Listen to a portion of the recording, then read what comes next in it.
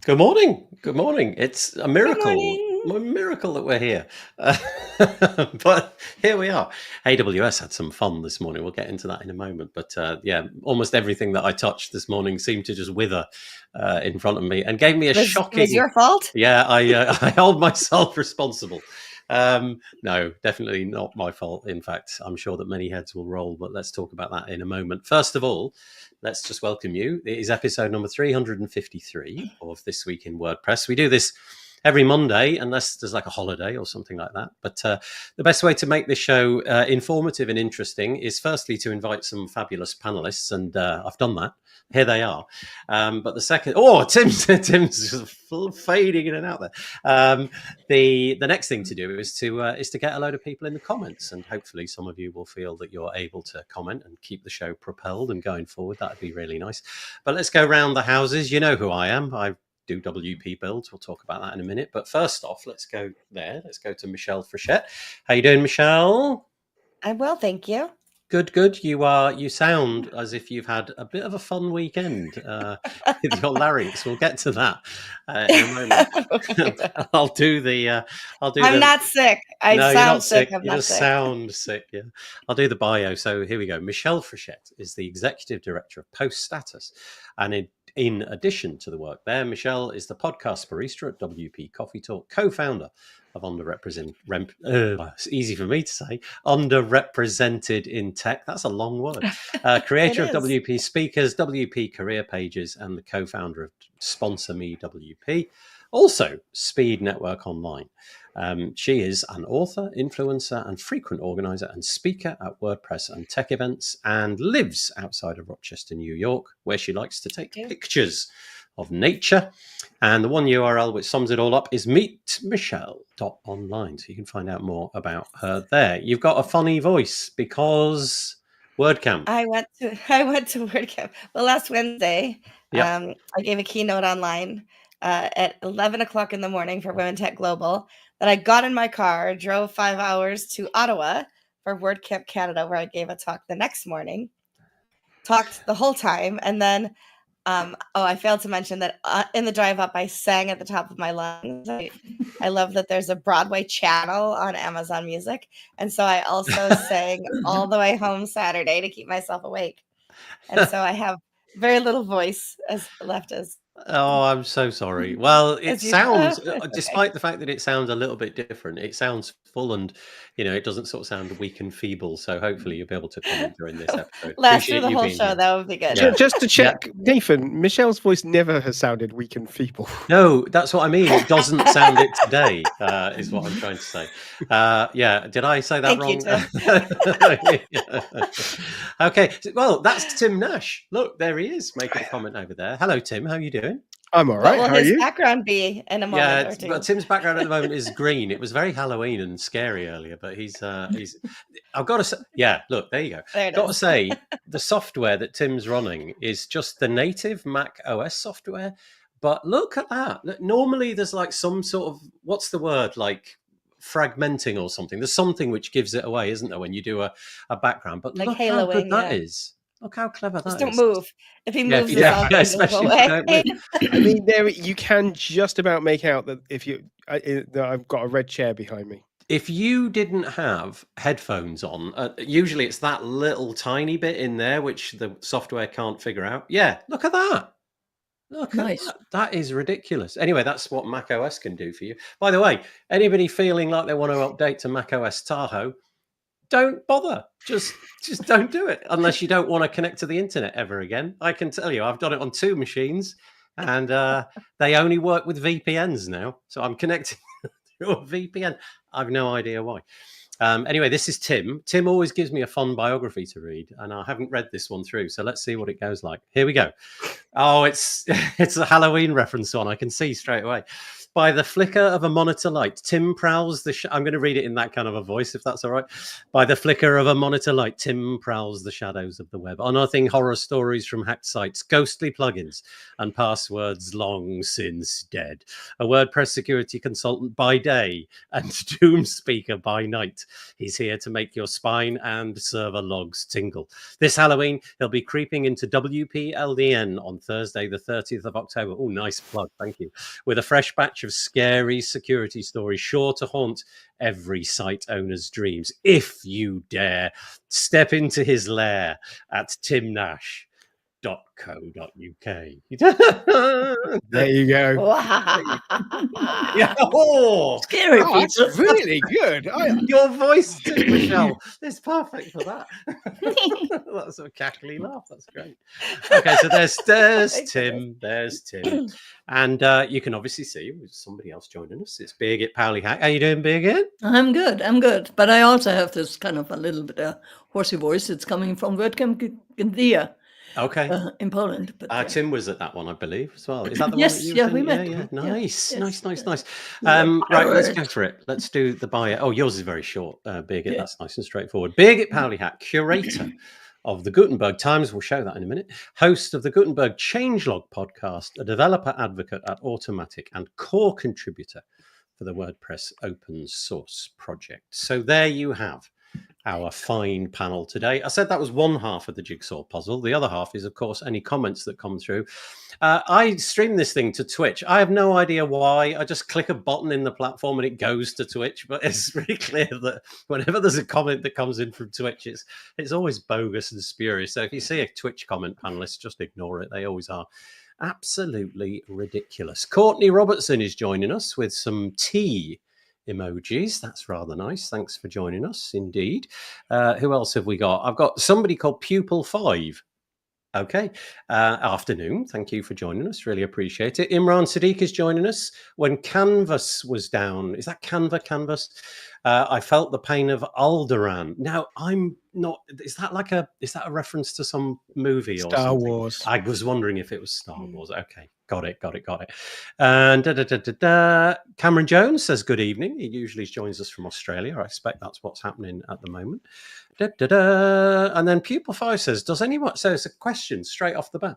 Does anyone remember a guest sharing an admin customization plugin that had gone free? I think it was in the past couple of months, but can't find it in the archive. There's one called ASE.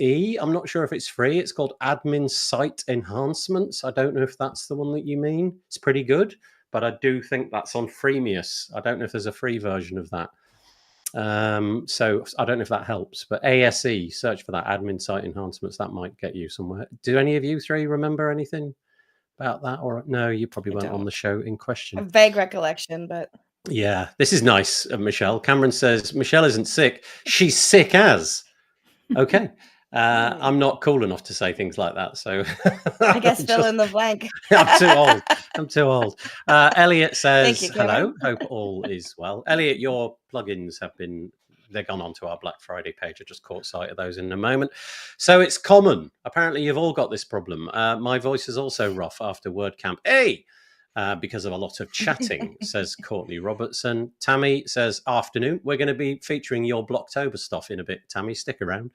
Marcus Burnett says, happy Magical Monday all. How is everyone keeping from just coasting into the holidays? We don't have holidays here, so I'm not sure. Have you got a national holiday over there? Is that a thing? We don't have that one. Oh, you like your Thanksgiving? And... Okay. Yes. Daveton, hello. Hello, everybody. Nice to have you with us. And it was another one, says Pupil5. Is there any chance it could be personalized WP? Maybe. That's not in the admin area, but that one went from being a premium to being free. But that was about personalizing for the front end, not the admin area. Yeah, I wonder if that was it. It could have been that one. Yeah, personalized WP was a pro one, and then it went into free. So it could be that. Thank you, Tim. That's brilliant.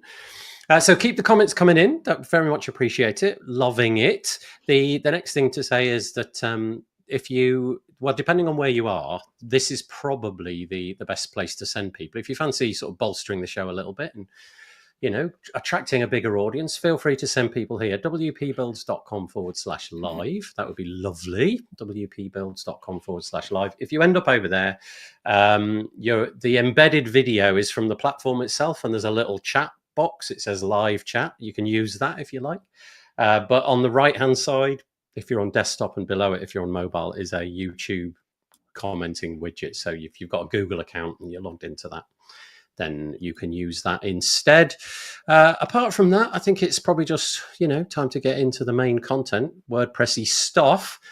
So a few bits of promotional stuff from me, as we always do. This is our website, wpbuilds.com. If you want to be kept in the loop of what we do, just put your email address into there. We wrap this up as an audio podcast, comes out tomorrow morning, and you'll get an email notification about that. But also when we do our podcast, which comes out on a Thursday, you'll get a notification about that as well.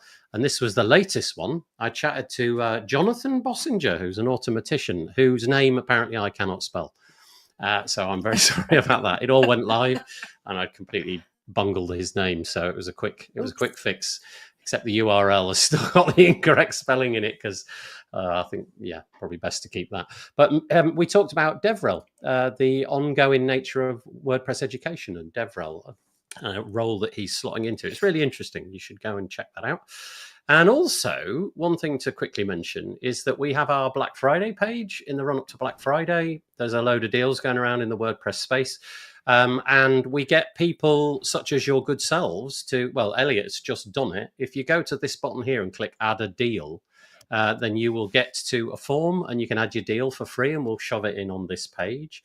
We normally get about 400, I think at the moment. There's about 90 on there, something like that. So about 90 people have submitted their deal. And you can search and filter by using this button. So when you submit your deal, you're going to categorize it, tell me how much, you're giving as an offer and what have you, and we'll chuck it in on this page for you. And if you fancy supporting that page, a bit like WS Form have done, there are some sort of paid slots at the top where you can get your message sort of pride of place. So anyway, there you go. It's wpbuilds.com/black. If you fancy using that, bookmark it and use it in the run up to Black Friday. Okay, let's get stuck into the main event. I wasn't expecting to say this at the beginning of this show, and I don't know if it affected you. If you're in North America, this might have just passed you by, because you may very well have been asleep. But if you were in any other part of the world, we've had fun over the last 6 hours.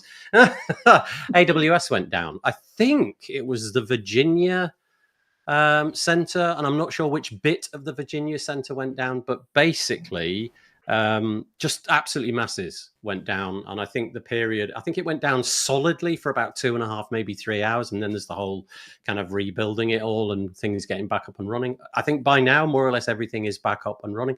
But for me, it really was a testament to how insane this whole thing is. And how so many eggs are in one basket. I'll just give you some indication of what happened in the UK. If I can scroll down here a little bit and find it, because it was right at the beginning of the day. You can see there's absolutely loads. I may not find it. Let's quickly go to page 2, see if I can. Yeah, there we go. Here's a list of just random stuff that was found almost immediately when the outage went down. So Snapchat, Zoom, I'm going to miss out ones that probably don't matter to us so much. Canva, Signal, Slack, and then just loads more. Wordle. Sorry. Yeah. That obviously matters to some. I mean, come on. I just bypassed that one. The UK government's websites all went down. So if you were trying to pay your tax, there was loads of reports of people whose things like mortgage payments had failed because their banking systems had gone down. And I don't know about you, obviously, it's really fabulous that we've got this amazingly cheap infrastructure with the likes of Google Cloud and AWS and things like that. And I don't claim to have any wisdom or solution to this.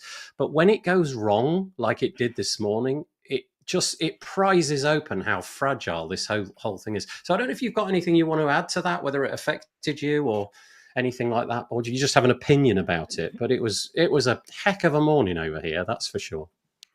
It's lovely when you wake up and it's already fixed. Yeah, no kidding. That's all I got to add. Yeah. Go on, Birgit. Well, I was just saying that I'm I switched over to Google Drive to review some of my documents that I wanted to publish and kind of get in there, and had some quiet moment because Slack was down, so I didn't get any messages from my coworkers or from the open source project. So it was a quiet morning to kind of focus on writing. Okay, so there are benefits as well as Absolutely. drawbacks. I always get the benefits for that. It goes quiet for a little bit.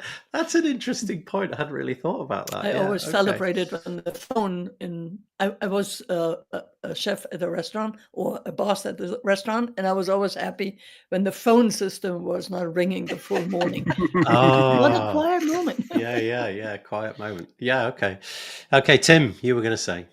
Well, so obviously, I also had a lovely morning because it was very quiet and peaceful. But I, to be honest, I was doing something that didn't require me to be on the internet. So the first person to tell me that something was wrong was Nathan, which was quite a weird moment. Like, okay, the internet's down, but that's it. The internet is down as pretty much.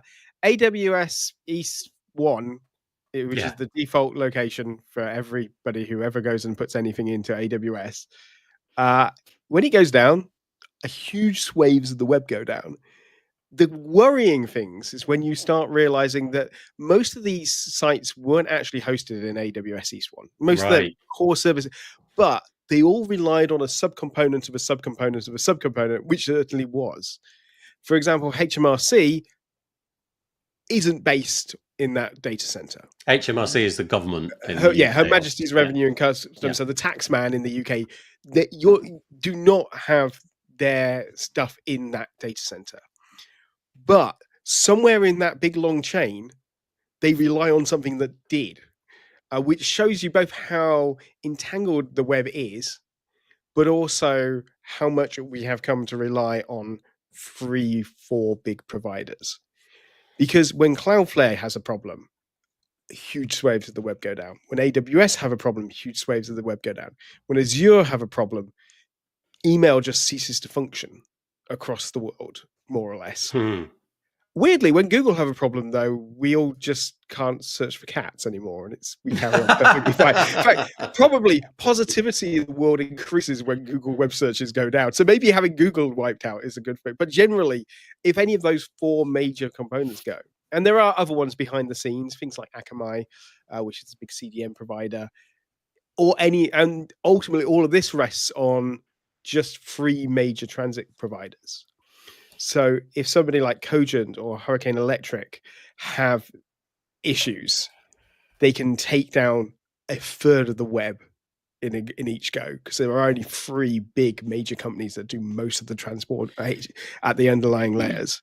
And that's terrifying, really, for a decentralized network. Yeah, you know what's curious is that 20 years ago, this sort of stuff didn't really matter so much, but we've really shoveled everything online that could go online. So as an example, my bank, I actually managed everything worked on my bank this morning, but my understanding is that many banks in the UK, their online services collapsed and blah, blah, blah. But that's just one example. It's commerce, it's banking, it's taxation, it's dealing with the government, it's booking the doctor and blah, blah, blah, blah, blah, and on it goes. And I know it's kind of like it's 2.5 hours in this case, but it just prizes open a little window to what if it was a day? What if it was 6 days? What if something catastrophically bad that really couldn't be fixed in a heartbeat had gone wrong? And just imagine how big a target AWS East Coast data center is to a bad actor. Yep. Because it's how much it affects. But also, just from a purely, if you were to start thinking from it, and I'm putting on your from a perspective, should a sovereign country's tax system be reliant on a third-party country's infrastructure being held in a private company, where it could have direct correlations to somebody not being able to, and obviously 2.5 hours. Somebody didn't get to submit their tax form. That's not a massive issue in the grand scheme of things. But it shows that there's links and fragile little links there, and it's not just the UK. It happens to every country. I'm picking on HMRC, and quite rightly, I don't like them. I have to pay them tax. But Who likes the tax office? who likes Yeah. the tax? They're a good person to Yeah. stab Oh, the that's rifle. good. But it doesn't matter, because equally, there were probably parts of the NHS, the National Health Service, that were linked in that way. There's probably whole systems of part of the Ministry of Defence, and that's again all in the UK, but every country is the same. So we have real reliance on odd points of failure that are really weak, and not just weak from a structural perspective, but weak from governance perspective as well.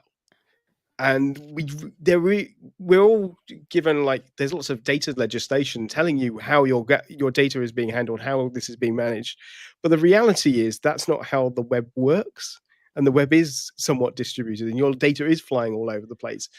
And so this also exposes just what different parts of machines work together as much as anything else. And for everybody, they should be a bit scared when they see that outages I have a like this. question. Go on. So my question is, well, Tim, so if I have a service on AWS and I just use the Eastern one, can I not only also have the European one and the Pacific one, and then it just rolls over to the new site? In theory, yes. Okay. As long as you've neatly compartmentalized each one of those into their separate data centers, and you've got your failover system is in all the different data centers, you've got your DNS set up so that it can manage this properly, you've got your load balancer distributed across. The thing is that on paper, this is really easy to do. No, it's not. But once you start putting it into reality, you'll cut corners. And nearly always, these are single points of failure that you didn't imagine. Like the database that manages something is only replicated in one location. Oh, Or yeah. the DNS is only stored in one location. So it's those sort of points of failures that normally trigger this. But in an ideal world, you would use multiple cloud hosting. So you'd have like one set in Europe on both Google and AWS, and you'd have nice failover systems that work for both. But then that becomes expensive very quickly. Yeah, absolutely. Yeah. So we heard from Imran that I think Canva or something, I don't know if he was talking about Canva, went down. It was certainly on the list of things on the BBC. I had a few curious things, like as an example, Slack was kind of up and down. That was an odd one in that some of the messages went through, some didn't. Signal was completely down. I had a few things that just I couldn't use, even though they were clearly there, because the whole login process was broken.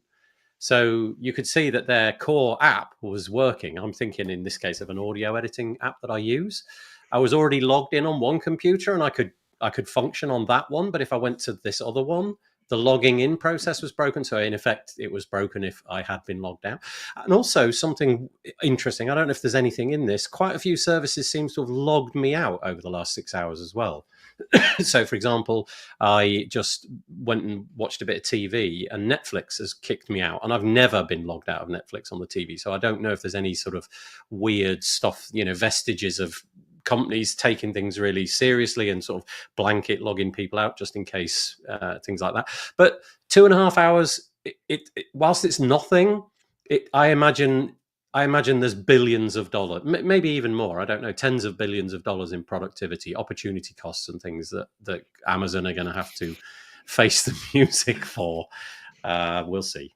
They won't face the music because ultimately they will be governed by a service agreement that says, And bear in mind, 2.5 hours outage over a year is still a ridiculously high percentage. Yeah, that's true. That's true. And because so many people are really housing there, Amazon has really put in the team together and fixed it all quite fast. Yeah.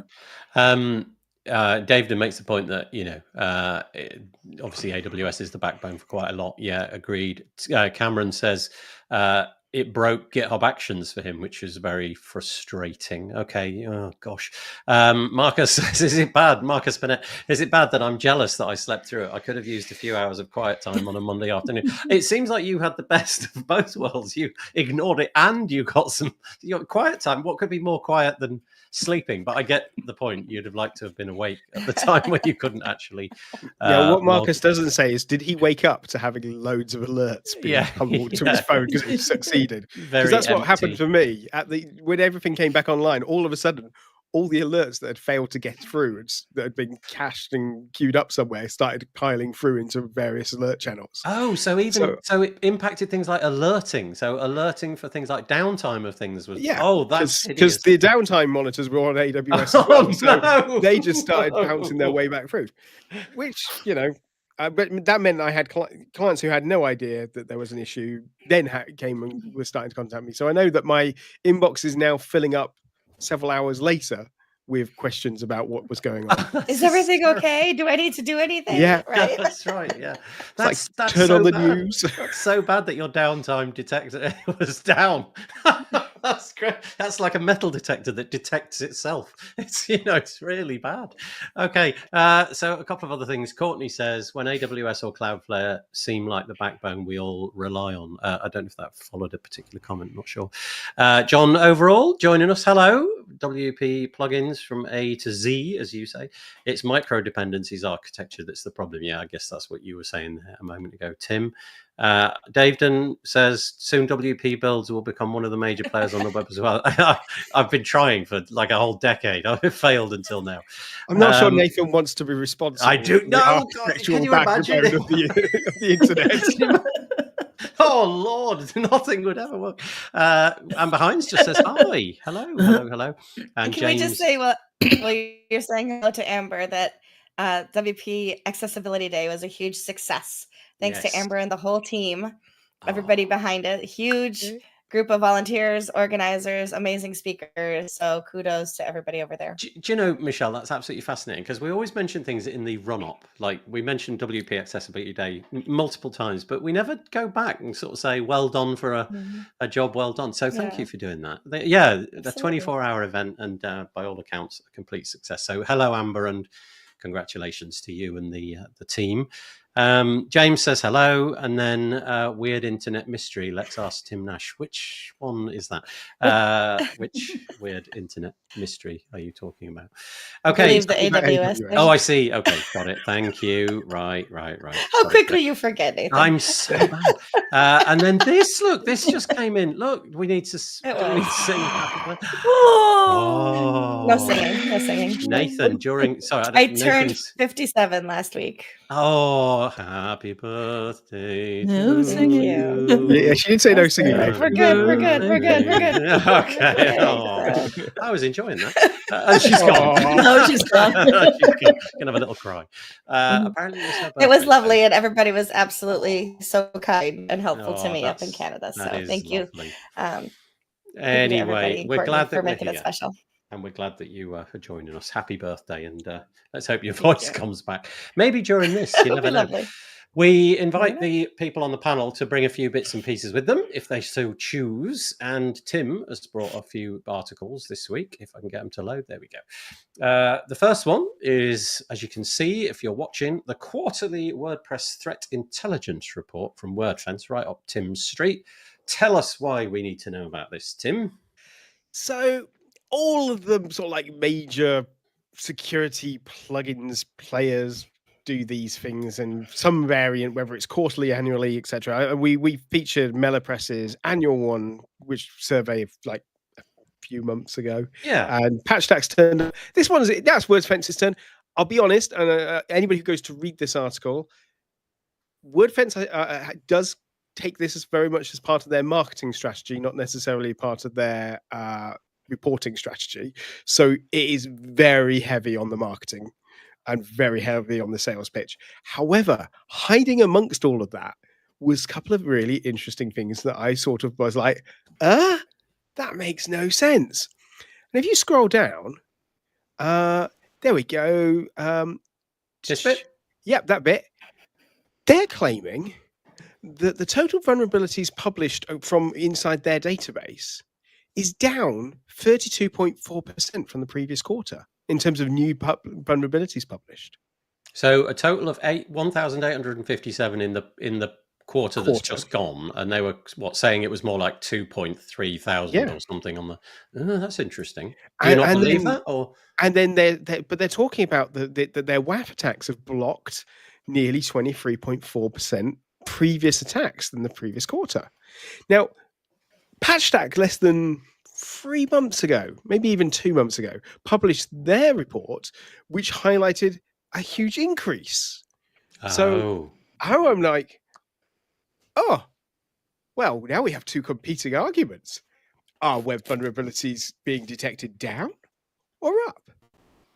And then I started to wonder, is at least for the web attacks blocked and sites infected that they're detecting, you could understand that in only one scenario.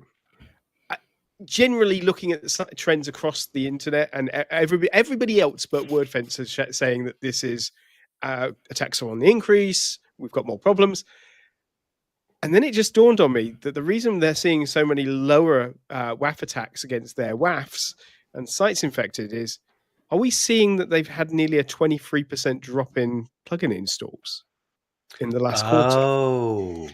Because PatchStack has been heavily pushed into hosting companies.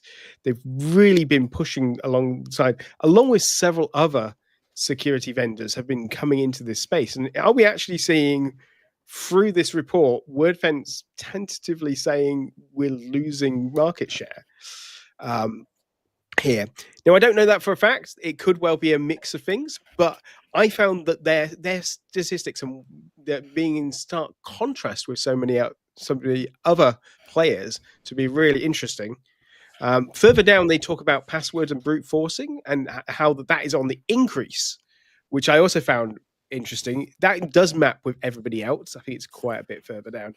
That does map with everybody else. And they were saying that for every IP that tries to start brute forcing, they normally try to do up to 476 different attacks with different passwords per IP, which again is something that maps through that. Basically, if you have a plugin that blocks by IP, it's probably not doing you much good, because the bad actors can just go through so many IP addresses. They can attempt to brute force their way in. So make sure you have a multi-factor authentication enabled, because if you've got a weak password, it will be broken eventually. Did you say 500 IP addresses? 500 plus IP addresses per? No, 500 passwords per IP address. Oh, sorry. Okay, they got loads of IP addresses. They can just constantly supply IP addresses. Okay. That's the joyous thing about, if you're a bad actor, once you've hacked a site, you can just use it to hack other sites. This is why we can't have nice things, Tim. Well, you know what you could do is turn the internet off by turning off AWS. Yes, AWS. Okay, right. And on that bombshell, thanks for joining us. Well, this is the last show we're ever going to do. We'll see you again. We just put the internet in some rice and see if it's better tomorrow. Okay, so an interesting nugget in there drawn out by Tim. I don't know. I know nothing about the relative metrics of PatchStack's install base, whether that's going north or south, and WordFence the same thing. But an interesting conclusion to draw. Okay, only time will tell.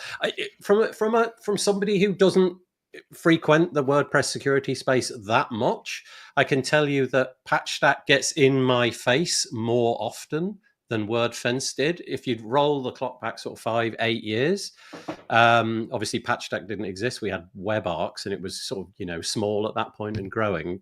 WordFence did a tremendous job, but I don't know if their marketing posture has changed or what have you, but I have to go and find their stuff, whereas previously it found me, if you know what I mean. They had a really credible way. WordFence is still installed on a lot of sites. But yeah, obviously they are in a world where there was, for a long time, they didn't really have competition in terms of marketing space. They were very good at producing those blog posts, producing those videos. So they felt like they filled the gap, and then other people were struggling to get air for them. And now they're the ones who don't seem to be there as much in the marketing space, at the very least. Okay. Birgit, Michelle, anything on that, or should we move on to Tim's second piece? I'm just kind of, I like your thought about why can this be that one company says down and the other one says high, it's growing, but I can also not see that WordPress loses a fifth of the user or plugin installs in one quarter. That's only Whether 3 or months. not That's they, just kind of, I can see it in a couple of years or something like that. Yeah, but the only reason that for that sort of like scale is that there are a couple of very large hosts who have now got That deals could with be, PatchStack, and if they're actively telling their customer base disable that plugin, then I can see it seeing a drop. But I feel like there's a bunch of factors, but the fact it was just such a steep cliff is like, okay, is that down to your user install count being down? Rather than surely they didn't all just go, oh, we're not going to attack those WordFed sites. We'll only attack these ones over here. So there's got to be a reason why their per attack, the number of attacks against their network infrastructure is down. It's such a curious business model, isn't it? Because the worse things get, the more you've got to sell, in a way. The worse things get normally in a business, the worse things get. It is really hard to be in security and not sound like you're in racketeering. Oh, no kidding. Yeah. I bet this is a constant fight that you have. Hello, do you like your house? Be a shame if it burnt down now, wouldn't it? Yeah, everybody's best friend. Oh, look, here's Tim. He's going to brighten up your day. Cousin Vinny, Tim Nash. Right. Okay, Tim's got another piece with a raccoon on the front, and so that was all it took for me to be loving this particular one. It's called "How I Almost Got Hacked by a Job Interview." Oh my lord, go on, spill the beans. I mean, I came across this in a email newsletter for some like security professionals, and I was just like, oh, that's so fun. Somebody who is a developer went and got a job interview with a company. They checked out the website. The website looked, generic SaaS business type thing. They were given a coding exercise to do before meeting, and then they went through that coding exercise. And they were in a hurry, so they didn't look at it properly. They went to go, it required the code to be compiled to be run. They went to compile the code, and something at the last second, just an alarm bell rang for them. And they were like, hang on a minute. And so they asked ChatGPT, is there anything I should be worried about in this code? And if you scroll down a little bit, there is indeed something to be worried about in that code. There was a bunch of obfuscated code that would do nasty things to their computer. Obviously, when they went to the interview, that didn't exist.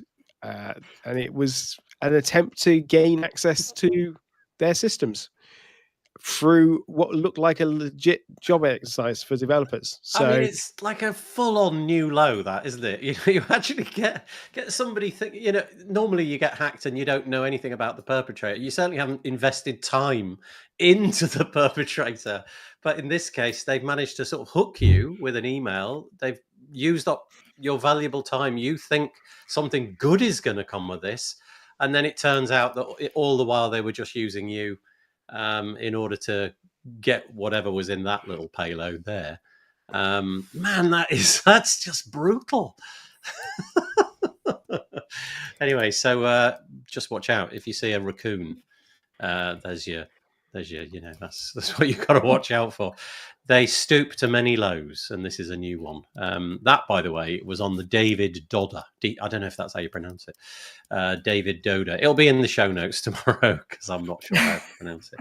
But yeah, just goes to show the lengths that people will go to. Thank you, Tim. Appreciate it. There's a couple of other things here. Firstly, from Michelle. Very orange for a brief moment there. WordCamp Canada talk. This, I guess, was this the... Well, we're looking at Matt Matt's came website. to Word. Yeah, he came to WordCamp Canada, and he gave a keynote about halfway through Friday, a little before lunch, I think, on Friday, and with a Q&A like he usually does, which was pretty cool. And my favorite was, I don't know if you can scroll down Paul Byrne, where he talks about Hello Dolly. Oh. But he wanted to know, like, whether or not Hello Dolly should be retired and stripped out of Oh core. yeah, yeah, I heard about this. And what was the outcome? Should it be retired? What did Matt? I mean, basically the answer was no, but that Matt says he gets asked at least once a year, and then Paul says it's this way, and Matt says no, you're wrong, and it was a little bit comical in how they went back and forth with the whole thing, and basically it's not a lot of code to include in core when it ships with core, I should say, but it made me laugh. I asked a question too, but this one was more interesting to me. It's but definitely I did ask there, and I definitely Yeah. uninstall it. That's more or less the first thing I do when I get in. It obviously Right. serves no purpose for me, but it's benign enough, isn't it? It's not really But doing one of the anything. things, so Hello Dolly was actually created in part to teach people how you can build a plugin Right. and have it in the repo. And I've used it for that. So I have a plugin in the repo that needs to be updated. Yes. That's basically a take on Hello Dolly, right? So I forked it and I've changed a little of the bells and whistles, things like that go with it. And for that, I think it's very impressive to have something in there that can be inspirational to others to say, I'm not a coder, but I see what it looks like to create something like this. Yeah, which I thought was cool. So I don't think it's. but that was going kind of a anywhere. fun part of it. I do not. I think did it's ask him. going anywhere. I don't know either. But also, my question was about the fact that we have almost 30,000 photos in the photo directory now. We're closing in. We're about 1,200 away from having 30,000 photos in the photo directory, and I Nice. think that's pretty Nice, impressive. Yeah, that is So, impressive. Yeah, that's really nice. Yeah. The Matt was sort of Matt joined this event fairly late in the day, didn't he? I understand. I don't think he was expected to be there just a few weeks ago, but obviously, I don't know if you've noticed. I could be completely wrong about this, but it feels like Matt has got a different angle on WordPress over the last few months. Not angle, I don't know what the right word is, but he seems to be blogging on a more or less daily basis, and doing these events. So I think he showed up in a virtual way. I think was it Dakar? I believe it was Dakar, yeah. Dakar. I think it was Dakar, yeah. And that feels like a different take. I don't know if he's had some sort of epiphany or he's sort of enjoying the interaction with the community and things like that. But obviously showing up in Canada at late notice and then doing the Dakar thing, I'm just curious. I don't know if it's just some sort of requirement that he has. He wants to be part of that whole community part of it. Maybe that got lost along the way, being the custodian of a giant corporation like Automatic. Maybe he's getting in touch with the roots of it all a bit more. I don't know if anybody else has got that intuition, but it certainly feels that way. I don't know. But I also just want to give a shout out to all of the organizers, volunteers, speakers, everything that went into WordCamp Canada. It was a great 2-day or 3-day event. Unfortunately, I missed contributor day because I was driving up that day, but the 2 days that I was there were phenomenal. And Canada has a way of being so kind and so nice. The people there are always, the first to say sorry. And that's the way they say it. Sorry. Sorry. Yeah. And it was lovely. James Lau, by the way, has decided that the raccoon is not a raccoon; it is a trash panda. I don't know what that means, but it's another word for it. I think it's a Guardians of the Galaxy reference now. I think. And Greg is saying hello. Nice to have you with us. Just imagine if there was a supply chain attack. Sorry, Birgit, most of your body has gone missing.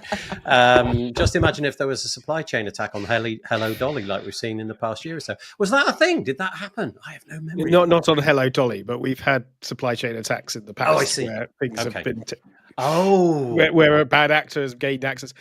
Hello Dolly would mean that quite a lot of core, not necessarily .org, but some core contributor has had their credentials compromised in some way. So that's less likely to be an issue compared to other higher profile targets. And ultimately with the new site editor admin interface bits, Hello Dolly might have to change. Oh, yeah, interesting. Yeah, good point. Courtney, by the way, is saying we need a more concrete plugin. I guess we're talking about Hello Dolly. That is very obvious about it being an introduction plugin. Paul B has standard British humour, so you can imagine the dry humour. Okay, so there was a bit of that going backwards and forwards, was there? Yeah, it was It was playful. Oh, good. But I guess Courtney's making the point that instead of it being Hello Dolly, which, is obviously a plugin, you can see what it does. And because it's there, you can see that you can click an edit button and a what have you button. Activate and deactivate and blah, blah, blah. Maybe something a bit more substantive is maybe what Courtney's trying to say. And then she also says, Matt did use the term marketplace for what most of us commonly call the plugin and theme directory / repository. Again, it's been truncated. I'm not sure if it means much difference. You'll have to elaborate on that, Courtney, if that's okay. I think she means that we've never, historically, the WordPress community has always referred to them as the WordPress.org repository. I see. Repo, and as opposed to marketplace. Marketplace is Right. a new term that he could have just been a slip of the tongue. It could have been sneaking in some sort of conspiracy theory in there, or it could just been I think it's more like from the automatic space. There is a marketplace on WordPress.com, and there is a marketplace on WordPress on WooCommerce. So I think it's I see. muddling the Easy whole to thing. insert the wrong word here. Yeah, got it. Probably. Okay, But it's more fun to have a conspiracy. Come on. No. you love it. You love it, Tim. Okay, so that was those bits, and then we have. Sorry, I'm just in the background trying to find the right tab. There we go. So, and then Birgit brought this, which is obviously the Gutenberg Times, which is under the stewardship of Birgit. This is the Abilities API, block accessibility check, Gutenberg framework, AI creating blocks and themes. This was edition 3, 4, 5. Is there anything in here particularly that you wanted to draw out? Well, yeah, the top of it is that tomorrow, October 31st, is the WordPress 6.9 beta 1 release. So that's the point where, you can find out which features actually made it and which are not. And then also, this is the first time you can start testing it with a beta tester plugin by Andy Fragan, and kind of make sure that your plugins, your themes, your sites are actually working with that, and also report bugs and quirks or that you encounter to make it actually better before its final release in December 2nd. So there are probably going to be 2 more beta releases, and then release candidate 1, 2, and 3. But I know you want to go on the schedule, but I just want to point out this is a moment where you can actually first learn about all the features that are in there by following the test team's help for testing, because how can you better learn what's in there when you try it out and then report back what's not working? And also, P.S. she says, on Monday the 20th, you're going to be on a show called This Week in WordPress, apparently. Yeah, but that's kind of already there. So. It's not important. Thank you. But there was a second PS there that I actually have. There's a Gutenberg Nightly that I build almost every day. That's a Gutenberg plugin that you can use for your test sites between plugin releases, and that had a 5-year anniversary. Oh, so that was kind of a personal, success kind of. Oh, congratulations! And a milestone. That's amazing. That is a long project. That's really phenomenal. Yeah. So go and check this out, and we are going to talk about the release cycle a little bit in a minute. But you can see on here, we'll cover a few of these bits off in a minute. But there's a couple of things in here. Call for testing the ability to hide blocks. Call for testing the accordion block. We'll cover on a few of those, and then this one, help to change template management. Help test changes to template management. So let's get stuck into a few of those right away. If possible, I wanted to point out 2 things that are in there that I really like that the broader distributed. One is a video by Elliot Richmond that's further down. Further. There he is. Yep. And he demonstrated how he created a block theme using Cloud Code from the ground up. And it's definitely interesting for anybody who wants to create a theme to figure out, is there help from AI or not, or how to actually get Claude to adhere to the new standards and not bringing something from classic in there. Can I ask you a question about that? Firstly, Yeah. did you manage to see that video through? Did you manage to watch it? And if you did he have success? Would be my quick question. Well, about it's definitely on my list to watch it completely. Okay. I went in through the first half of it, and that was really cool. Yeah, but I can answer didn't that finish. if you'd like. that. Yes, please. Go. He did. He had a theme at the end of it that did what he told it to do. There were issues, as you'd expect, but that's what he. But it did the fundamental thing is it did what it was told to do. Yeah, well, I mean, you imagine the heavy lifting that you've got to do without that. If it can get you a, I don't know, 50% of the way there, or scaffold the learning a little bit, that's pretty incredible, isn't it? Yeah. Okay. Firstly, thank you, Tim, and then secondly, Birgit, was there another piece you wanted? There was to a second one, and this is right underneath it, I think. This one, it's the recording of a. It's about the Gutenberg as a framework. So there is the block editor. You can actually use it outside of WordPress. And Muhammad Musain, he did a talk at WordSesh earlier this year on how he used it for one of his sites, the Career Vision IO. And I think it's something that we all could kind of think about more if we do some JavaScript site programming and kind of need an editor. Why not use the Gutenberg editor? I mean, there are plenty of reasons, but there are also plenty of reasons of not using Tiny MCE, as you found out. No kidding. Yeah. And I think it's there's a whole site that Riyad Benguela kind of maintains, is how to use Gutenberg outside of WordPress in one of your JavaScript or So there are other, so Day One from Automatic, as well as Tumblr, they use the editor, and then Drupal uses the Gutenberg editor, as well as another one I forgot. So I just wanted to kind of broaden the horizon a little bit on that. Yeah, I did a podcast episode probably about a couple of years ago, and I've forgotten what the app was. It was Timothy, formerly from iThemes. I presume he's with Size now. Yeah. Timothy, is it Jacobs? I want to say Jacobs. Yes. That he was working on a SaaS with a collaborator, and they stripped out the Gutenberg editor and dropped it in because it was literally perfect for what they want to do.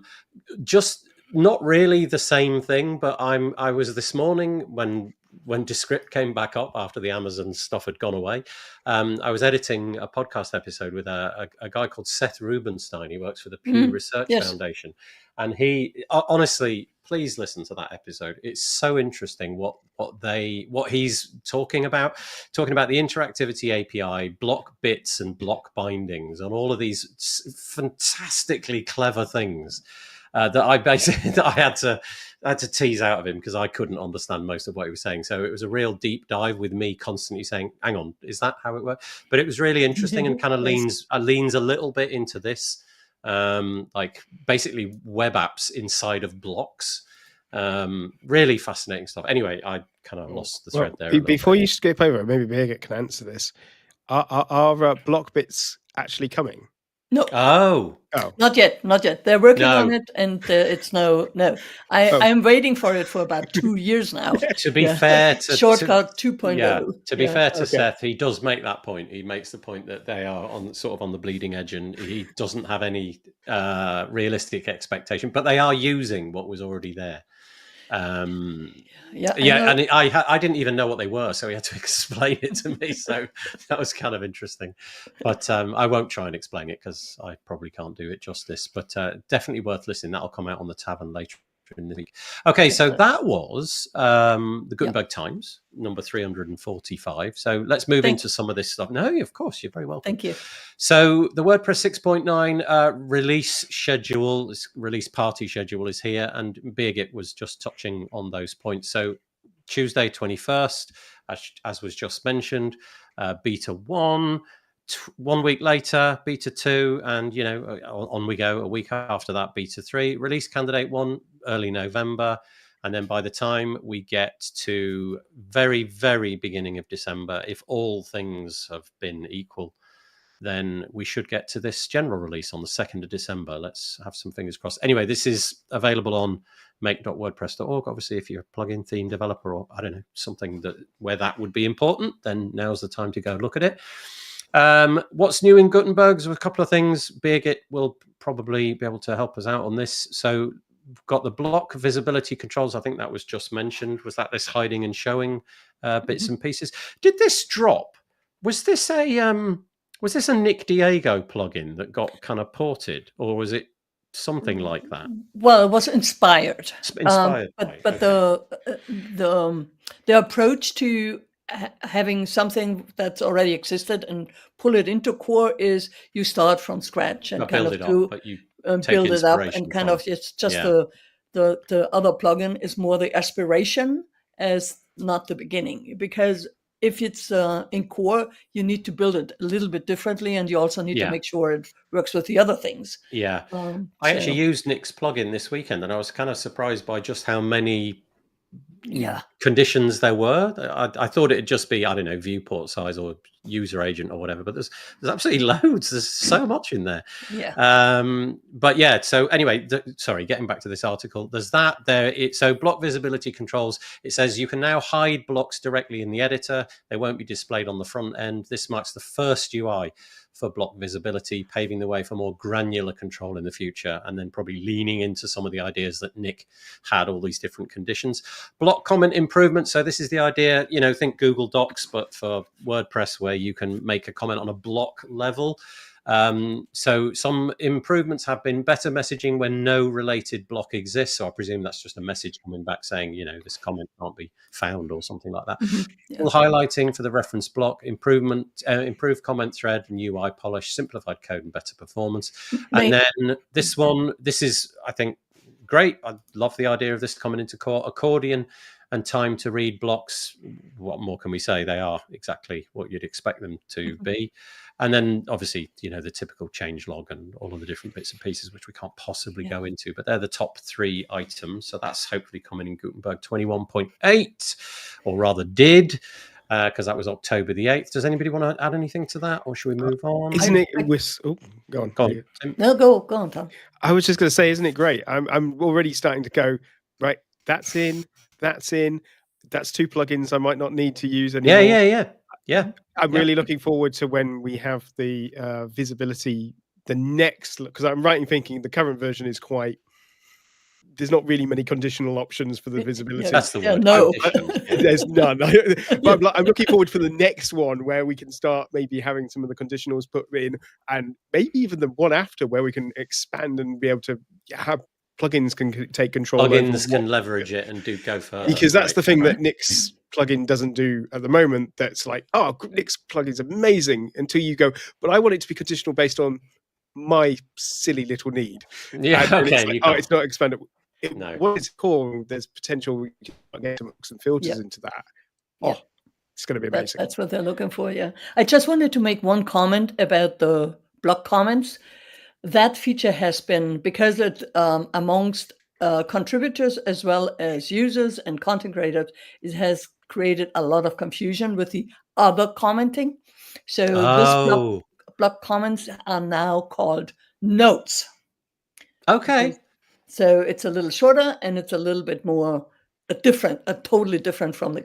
It takes the comments out of it. Yeah. A note binds to something in the content area, whereas a comment is something about, like on the front end. It's on the front end. Yeah. Right. Okay. Or there's also pingbacks and tracks and all that. Yeah. So, but it's not that part. It's the notes. That makes sense. Notes. Yeah, I mean, that makes sense to me. I can see why comments, if used in 2 places, would be highly confusing. Obviously, in a Google Docs context, you don't have that conflict, do you? There are no, comments other than the comments on the piece of content.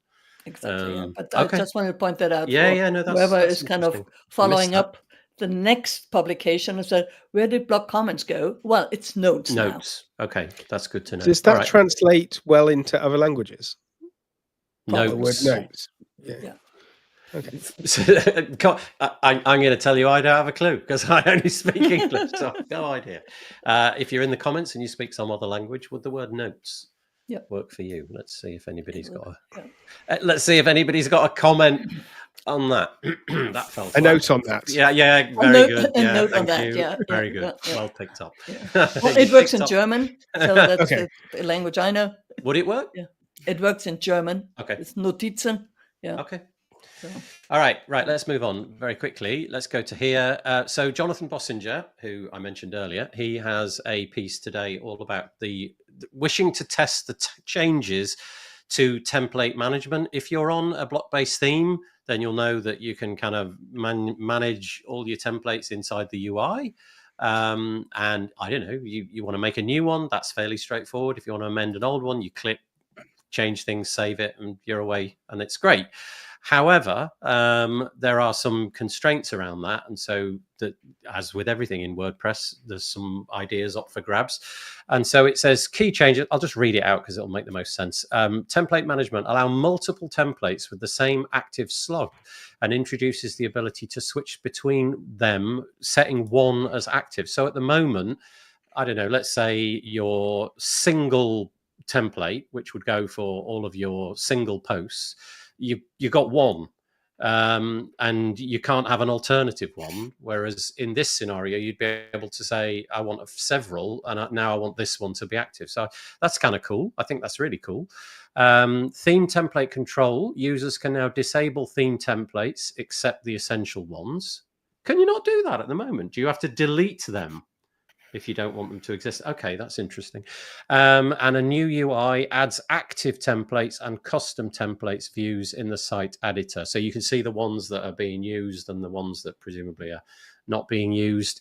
And there's a bunch of other things mentioned here by Jonathan, which relate to what I've just said. So anyway, if you'd like to be a part of that, this article was 3rd of October. It's a little old now, but help test changes to template management.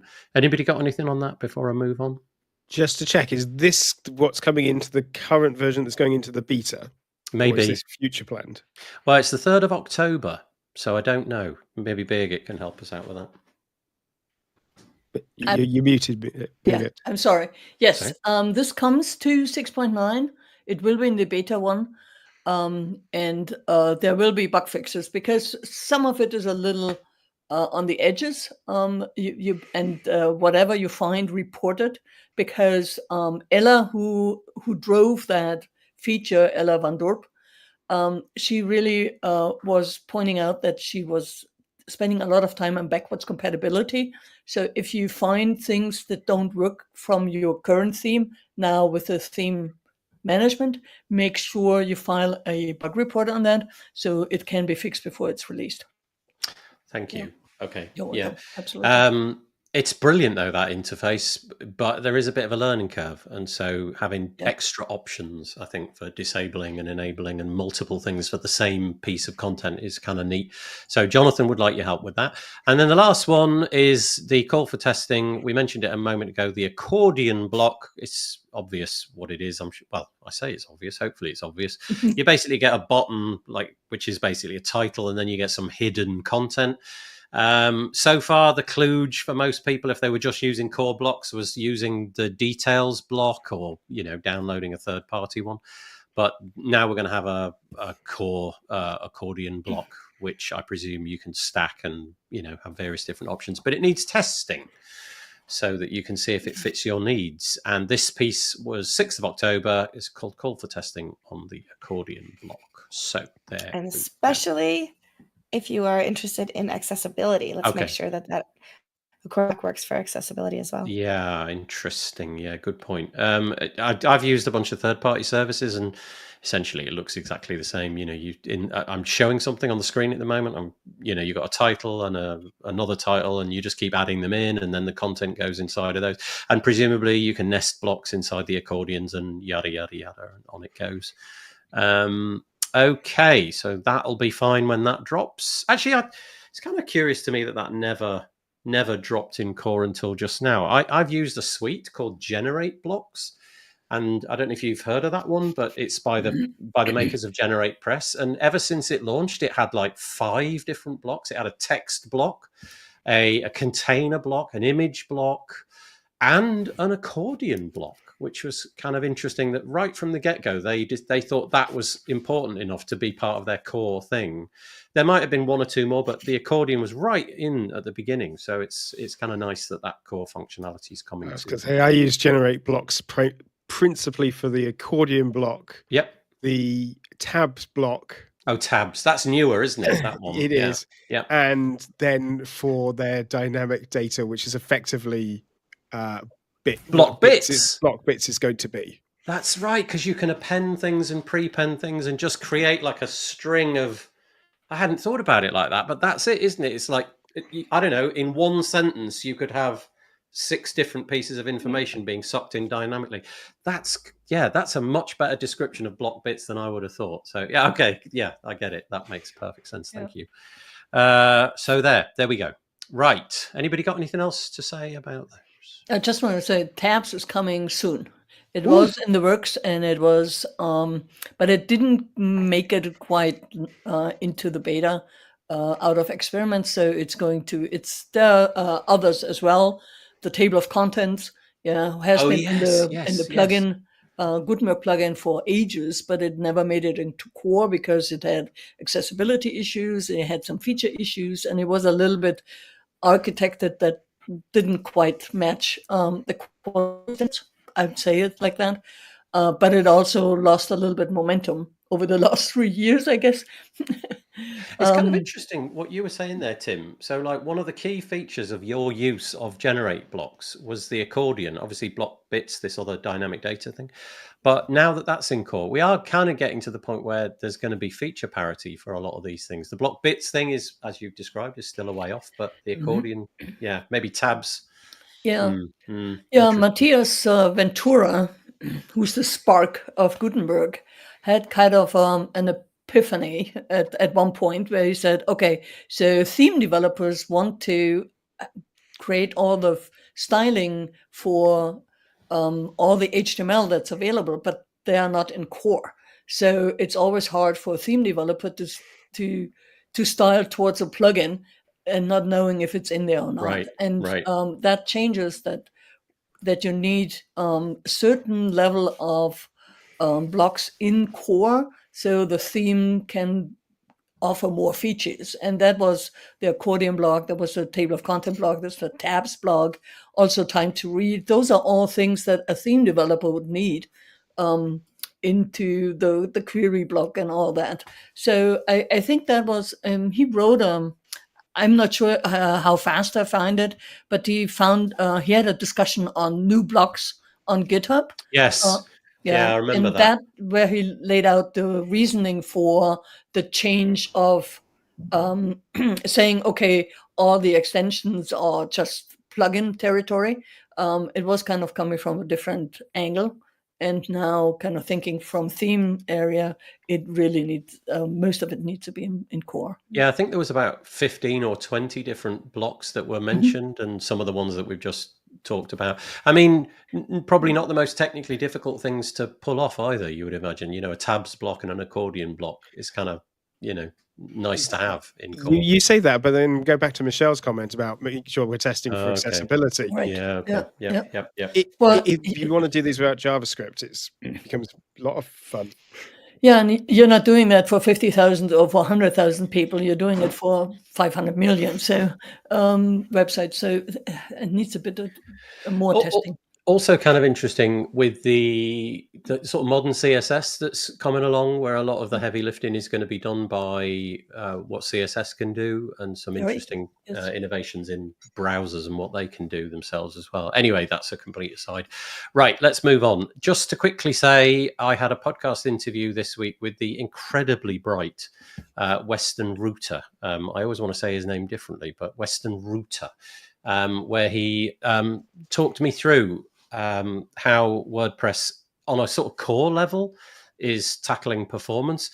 A lot of it was over my head because he's very bright and I'm not. And he's into this field, he's deep in the weeds. Luckily, though, I was able to stop him and ask him to explain over and over again what a particular thing meant. And I was dumbfounded by the end of it, frankly, all of the different bits and pieces that are going on in the background, and specifically around why, and I'm going to just say this sentence and then I'm going to back away from it. Why a full site editing, a block-based theme from a performance point of view is, air quotes, superior. That's not always the case, but he was making the case of how they are more performant out of the blocks in a vanilla version of WordPress, and unpicks all of the different bits and pieces. It was really, really interesting. Many of the things that he was talking about I had never heard of before, and I love it when that happens because it's complete, virgin territory for me. So definitely go and give that a listen if you're into the performance side of things. Okay, right, moving on. Am I going to do that one? No, I'm not going to do that one. I'm going to go to this one just because time is a bit short. This one caught my attention this week. It's Matt Cromwell. He's talking about the best advice for product businesses in the year 2026. He's kind of making the point that in the past, if you built a product, they would come. I'm sure that was the case. I've never had a product in the WordPress space, and maybe I will fairly soon.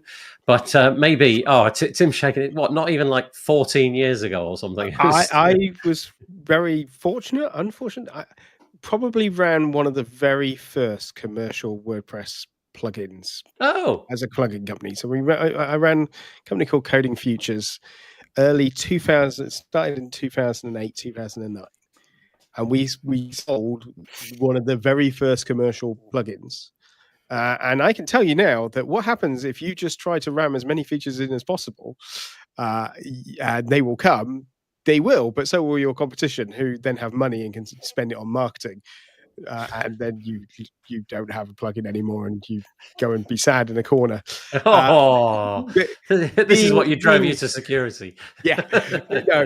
Building something technically, like if you just go down the arms race of feature, you will be beaten by someone with more money, and ultimately you'll be beaten by somebody with more marketing, which is probably what Matt said, and I've just ruined it. Well, what he's interestingly saying is that those days are gone. I think many people have been saying that same thing for ages, but in fact, this encapsulates it perfectly. He says, for years, the rules were clear. Build something useful, ship fast, support well, repeat, add features, write docs, stay compatible. But those lines are blurring. Core is adopting AI and MCP. So, we are crowbarring AI into it, as we always do at some point in this podcast. Faster than anyone expected. MPC will subtly transform the definition of WordPress development. AI is rewriting how users learn, search, and build. But AI is kind of not the point of his article. The point of his article basically is that, there's two prongs, I think, to it. Firstly, it needs to be beautiful, whatever you're building. If you haven't got a designer on and it looks clunky, I'm looking at you, Drupal. It's not going to. Sorry about that. Then it's not going to be appealing. And the generation of people growing up who are using the stuff that we're building, they are used to slick interfaces and they are used to things just working out of the box.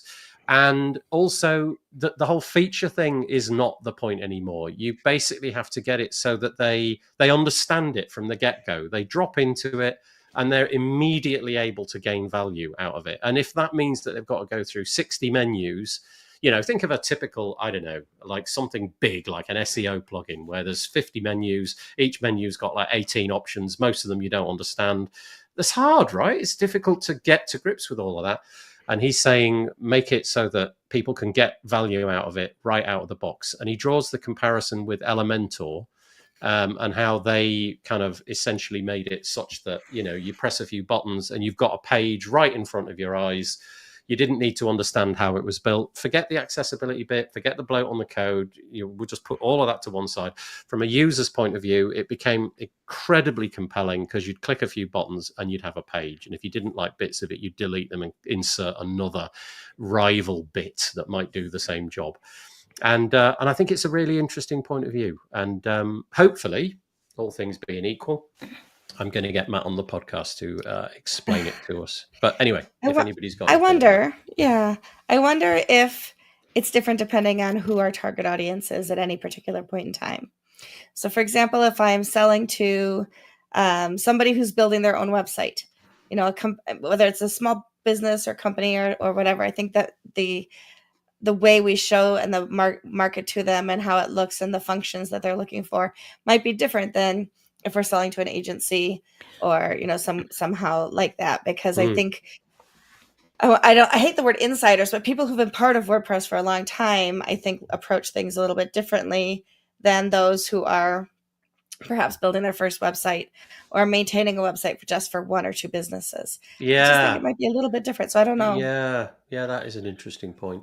Yeah. It's definitely worth checking out. The problem with an article is like that is that I can't remember the nuance and the detail. But as I was reading through it, I remember thinking, that's interesting. I agree with that, and I agree with that. But summoning it up now is difficult. Tim. Sorry, have we mentioned that the irony of using Elementor and saying the word beautiful? Well, beautiful on the front end, right? Cast your mind back there, Tim. Now, but do you remember though? Like, okay, insert for Elementor, insert page builder, right?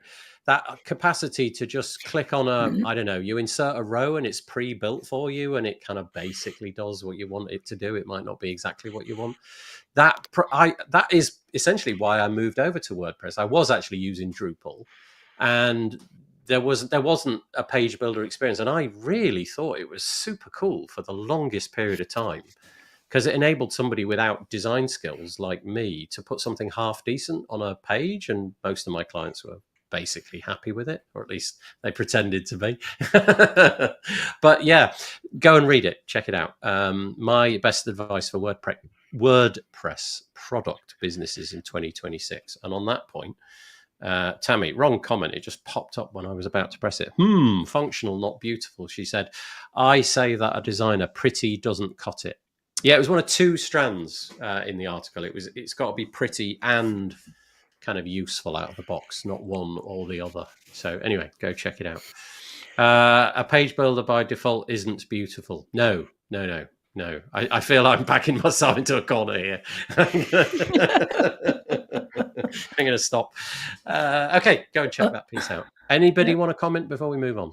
Well, I think the most important thing for a plugin is not to create new interfaces, but use interfaces that are actually already learned by the user, like the Gutenberg or the block editor interfaces. Yeah, not putting another interface on top of it with too many dials and options, or in the settings, using the WordPress core APIs. Is definitely something that makes the user more comfortable, because it's already known, how to use the buttons, how to toggle things, and where to find things. I found a lot of plugins reinvent the wheel here, and it kind of makes me always wonder. So what you said at the beginning, Nathan, that with options that you don't understand because they are not in the same language as WordPress is, for instance. Yeah. So there are quite a few things, and I'm sure Matt mentioned some of them. This quote sort of sums it up, I think. It says, that approach, so we're talking about the build it and they will come, add features and they will come approach. He said that approach worked when tinkerers made up our audience. But the next generation, I guess that's the important bit as well, next generation of users expects clarity before control. They expect to see the end result, not assemble it. And in an era of AI, and we can debate that. Maybe that's going to be important. Anyway, go check it out for more detail. Right, Tammy Lister, Blocktober.fun. It's been too long since we looked at something. Actually, it wasn't. I think we looked at one every week. But Tammy is on a mission to, I think it's every day in the month of October, including weekends. It says create a block every day, yeah. Create a new block every day that does something, in many cases, fun. Hence Blocktober.fun, and that's the name of the URL, by the way, Blocktober.fun. And you can see here they are. It's a very it's in your face, the theme, isn't it? It tells you exactly what you're going to get. And I asked the panelists if they had a particular favorite. I'm just going to show the ones that were mentioned and a couple of other ones. I like this one, by the way. I don't know if that's, I don't know why particularly, but Tammy has coded up an emoji voting system, which I think is kind of cool. The nice thing that you can do is you can see the prompt that Tammy used on the website. down there. And also, I'm not going to do it because it'll probably kill the live stream. But if I was to click on this button, it will load up Telex and ultimately I think Playground as well. I can't remember what actually happened, but I don't want to risk it, because if Playground starts, I imagine my computer will kind of give up hope, because it's trying to do too many other things. But I kind of like that one. Voting through emojis, very nice. We've seen it on things like Intercom, but yeah, nice. What else did we see? Yep. We saw this one, highlighter, a simple text highlighter with an option to have line height, color, opacity. I mean, some of them are interactive. I don't know if this one is, but you can see exactly what was happening. Why don't we have that? That's in every text editor that I've ever come across, this highlighter thing. But anyway, there we go. Notice box. Look, it's exactly what you'd imagine. It's a notice box. This is a warning. And then here we go, daily color. If you fancy a bit of color in your life, you just keep recycling. Yeah. Look at that. Nice. And you get a contrast. You get nice. I like that button, by the way, Tammy. That's pretty cool. And Tammy says she's open to ideas. yeah, Do you want to send her ideas? and then the flip card. I really love that. Yeah. Yeah, pretty cool. Has anybody got an idea for Tammy whilst we're live? Just throw it out there. See if she can knock it up by the end of the show. That'd be hysterical.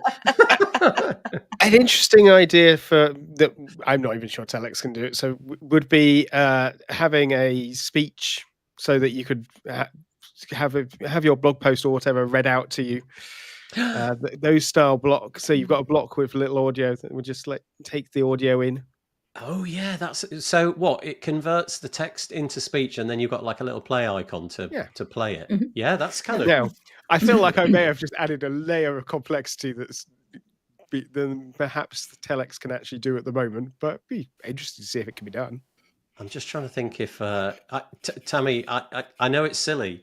I would like bouncing text. I want a paragraph to just bounce. Just a ripple. The text ripples before my eyes. Also, blink and marquee clearly is where we're going. Blink and marquee. Okay. Anybody else got a good one that Tammy can be cracking on with? She's asked. Johan Cartwright put one in the chat. Have an automatic transcript for videos. Oh. I don't know if that's. If I started with complicated, he's just taken it to the extreme. Yeah, that's the next level, isn't it? Yeah. What do you mean by that, Johannes? No, sorry, Johan. I don't know how to pronounce She. your name. Yeah, Johan. Sorry. Johan, thank you. So what, a video, and then underneath it would be a transcript where you'd sort of follow along. There's presumably quite a lot of JavaScript going on there to track everything. Yeah. If you go to it's blocktober.fun is the URL, not .com.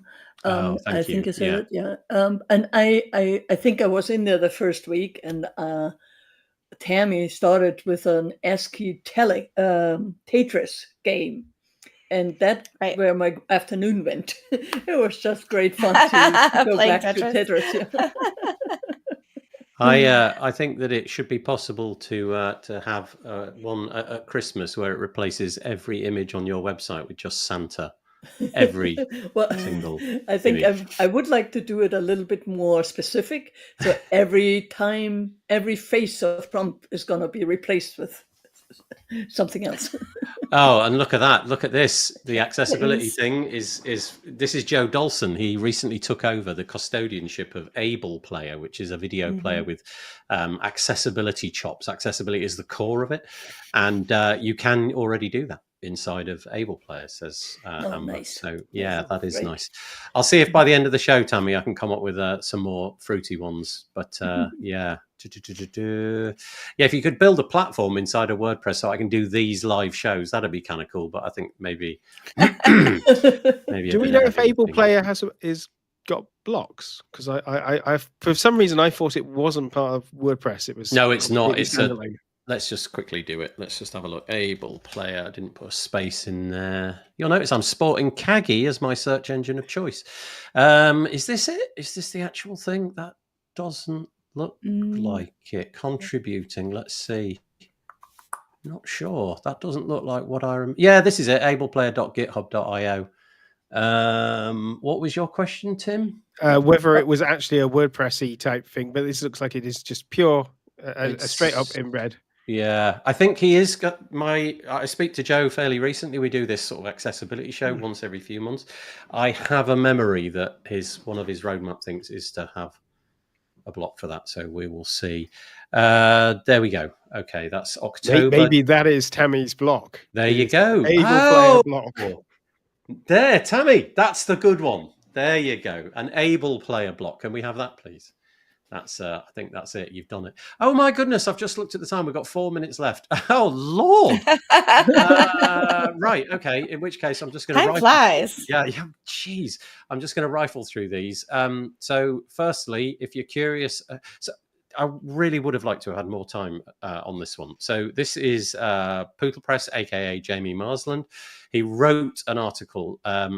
Not that long ago, a couple of weeks ago, called "If Automatics Telex Builds This, You Might Not Need That Page Builder." Basically, what he's saying is that if Telex, which is what Tammy has been using to build the plugins, the blocks rather that you've just seen, if Telex can do that, do we really, are we not going to be getting to the point very, very soon where and I'm going to do air quotes, talking to our website and extending the functionality of the core block? So in the example we've just used with, I don't know, the conditions for hiding and showing, if a block has the capability to be extended and you can just tell Telex, can you make the hide and show block have this condition in it, then what would be the point, in a sense, of all these page builders? Because they've got all that functionality built into their modules and different bits and pieces. Anyway, he's postulating a future where Telex, or something equivalent to Telex, extends core blocks.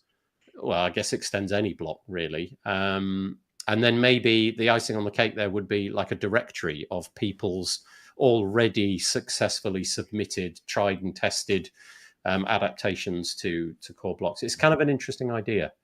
And if you want a security review for your new Telex blocks, do you know what, Tim? Telex is your best friend. It's going to make you a millionaire because everybody's going to be throwing out all these blocks with no idea whether they're secure or not. And okay, that's a good idea. Okay, so anyway, go and check that out. Let's pick one more. Oh my goodness. I don't know. Yeah, let's just do a couple of quick deals. I haven't used this. I don't use e-commerce in any way, shape, or form. I know that the giant in the room is WooCommerce in the WordPress space. But over the last week, this landed. It's been talked about quite a little bit. I don't know what it's like. I haven't tried it. But the Fluent community, the company called WP Managed Ninja, they've got things like Fluent Forms and Fluent CRM and a whole bunch of other different products. They have launched something called Fluent Cart, and a lot of YouTube content being created around it. At the moment, they've got this lifetime pricing. Let's have a look, see what that is. I mean, it's not nothing, but it's not really insane, I don't think. So one site is $249, 5 sites is $499, 15 sites $799, and 50 sites is just over $1,000. That is dollars, $1,100. So I don't know. If you're into e-commerce and you want to try something different out, that might be worth it. And they are also doing a lifetime deal on their affiliate plugin. So that's all I have to say about that. That's it. There was some other stuff which I was going to put in, but I think we've run out of time. What a shame.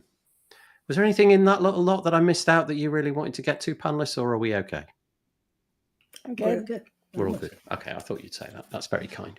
Right, let's go through these last little comments. I can sort of hack around using, so this is Tammy again. I can sort of hack around using libraries and APIs, but it needs hitting to death.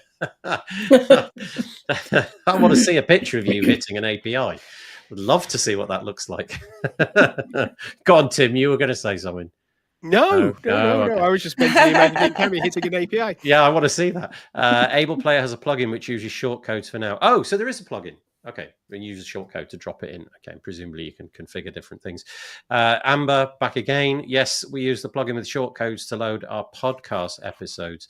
It works with a file locally, or if you're hosting with a third-party service like Castos, YouTube, etc. And Tammy, one last one, and this is why none of mine are going on the repo yet, because of security. Security. Just get him to check them out for you, Tammy. It's not very busy. No, No. 30 of them to do. Yeah. Yeah. Okay. In that case, go on, Michelle. When I pictured him, I don't picture him just sitting around waiting for things to do. I think you're right. Unlike me, Yeah, sit around doing slacker, nothing. right? Yeah. Well, this morning, let's hope for more AWS outages, and then we can all sit around and have nothing to do. That's really nice. Okay, that's it. That's all we've got time for. Thank you so much. I'll just go around the panel. So, firstly, over there, Tim Nash, thank you for joining us, and Birgit Pauli-Haack, thank you. Well, thank you for having me You're and so seeing welcome. you all. And Michelle Frechette, you made it to the end with your Always voice a pleasure. intact. Appreciate it. And thank you to you, obviously, if you joined us today. That's lovely. And anybody that made a comment, a special heart goes out to you. You keep the show going. That's really, really nice. We will be back this time next week. I think we've got a slot available still, and I believe it'll be our kind of Halloween. Oh, Michelle's got all the hearts. Look at that. We have a slot available. So if there's anybody that wants to come on the show, it'll be the Halloween special. I don't know. Normally it's Michelle with some incredible outfit that she spent ages. I have a doctor's appointment that day. Yeah. So. That's, you got to do what you got to do. But we will be back next week. So if anybody wants to get in touch, feel free, and we'll see if we can get you on. We only have one more thing to do. You know what it is. It's the humiliating hand wave of joy. Oh, what the heck just happened? Did that get done with your hands alone, or did you press a button, Michelle? No, I did. I did. It's like it's the Mac. Goes to the next Mac level. does fun things.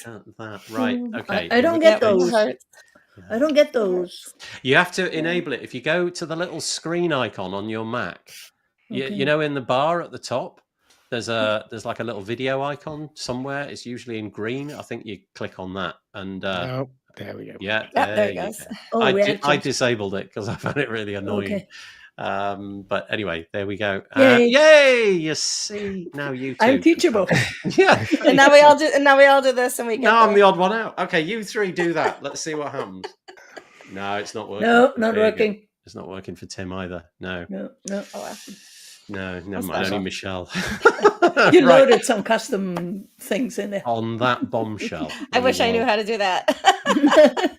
We will knock it on the head and we'll say, have a good week. We'll see you next time. Take it Bye. easy. All right, bye. Bye. Bye.